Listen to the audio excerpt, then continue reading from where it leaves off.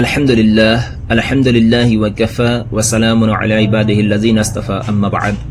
সম্মানিত সামিন একৰাম, আজি আমি আলোচনা কৰিবলৈ লৈছোঁ ইমান আৰু আকাইদৰ সম্পৰ্কে। দেখক যে ইমান হৈছে অন্তৰৰ সৈতে তছদিক বা বিশ্বাস বা মানি লোৱাৰ নাম, আৰু ইয়াকেই আমাৰ সমাজত আকিদাহ বুলি কোৱা হয়।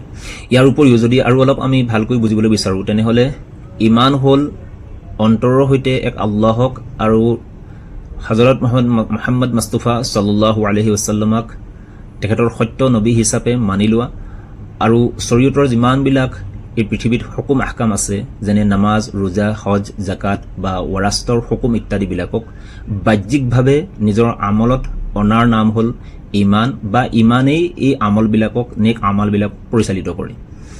আৰু অন্যহাতেদি আকিদাহ কোৱা হৈছে যে অন্তৰত এই বিশ্বাসবিলাকক এনেকুৱাকৈ সুমুৱাই লোৱা বা সোমাই যোৱা, অৰ্থাৎ 100% এই অন্তৰত জমি যোৱা বা গাঢ় হৈ থকা, যে ইয়াৰ পিছত আৰু 1%ও কোনো ধৰণৰ সন্দেহ বা বেমেজালিৰ সৃষ্টি নহয়। আৰু লগতে এইটোও বিশ্বাস কৰা যে এই অৱস্থাতে মুছলমানৰ কাৰণে আল্লাহ পাকে নাজাত ৰাখিছে। এনেকুৱা ধৰণৰ প্ৰকৃত আৰু হক আকিদাহ অন্তৰত থাকিব, যেতিয়া থাকিব তেতিয়া এই পৃথিৱীত কোনো শক্তিয়েই মানুহজনক ইনশাআল্লাহ বিচলিত কৰিব নোৱাৰিব। এতিয়া আহিছোঁ এই আকিদা শব্দটোৰ অৰ্থ কি। দেখক যে এই আকিদা শব্দটো আৰবী লফজ আকদৰ পৰা আহিছে, আৰু ইয়াৰ অৰ্থ হৈছে মজবুতিৰ সৈতে বান্ধি লোৱা বা পূৰ্ণাংগতাক বুজোৱা হৈছে। সেয়েহে এজন মানুহক যেতিয়া আকিদাহ শুদ্ধ হৈ থাকে, তেতিয়া ইমানৰ লগতে ইছলামৰ সকলো হুকুম আহকামৰ ক্ষেত্ৰত শয়তানে কোনো ধৰণৰ বাধা দিব নোৱাৰে।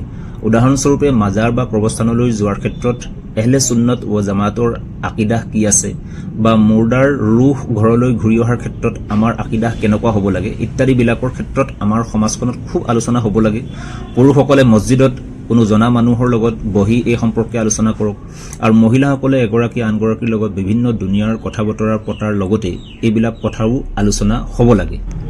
কোৰানে কৰিমত আল্লাহ তবাৰক ওয়া তাআলাৰ ইৰশাদ, সূৰা মাইদা আয়াত নম্বৰ 3, আউযু বিল্লাহি মিনাশ শাইতানিৰ রাজীম, বিসমিল্লাহির রহমানির রহিম, আল ইয়াউমা আকমালতু লাকুম দীনাকুম ওয়া আতমামতু আলাইকুম নি'মাতি ওয়া রাদিতু লাকুমুল ইসলাম দীনা।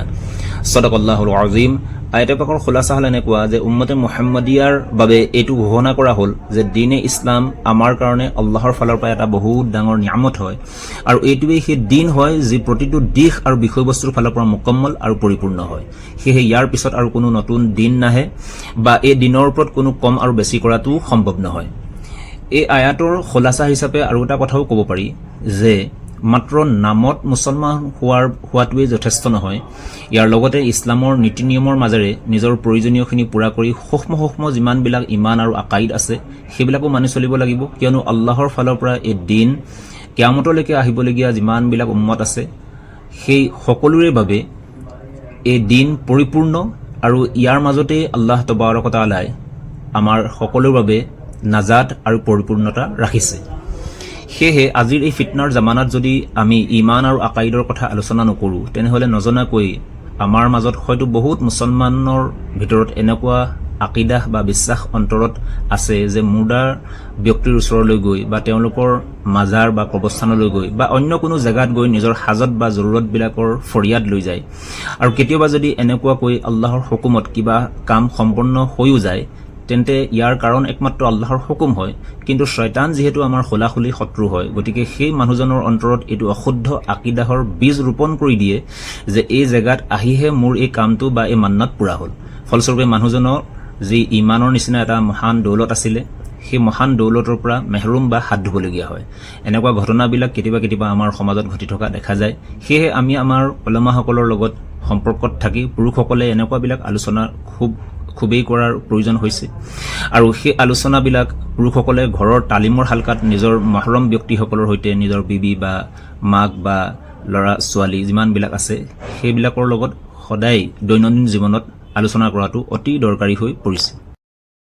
শেষত এটা কথা মনত ৰাখিব লাগে যে এজন প্ৰকৃত ইমানৱালা আৰু শুদ্ধ আকিদাৰে জীৱন নিৰ্বাহ কৰি থকা ব্যক্তিয়ে নিজৰ যিমানবিলাক জৰুৰত বা হাজত আছে একমাত্ৰ আল্লাহৰ ওচৰতহে বিচাৰিব, কিয়নো 2 ৰাকাত নামাজৰ দ্বাৰা আল্লাহৱালাসকলে নিজৰ জৰুৰতবিলাক পূৰা কৰি লোৱাৰ অসংখ্য উদাহৰণ আমাৰ সমাজত আছে, কিয়নো তেওঁলোকে ভালদৰে জানে যে দোৱা বা নেক আমলবিলাক কেতিয়াও অথলে বা বেকাৰ নাযায়।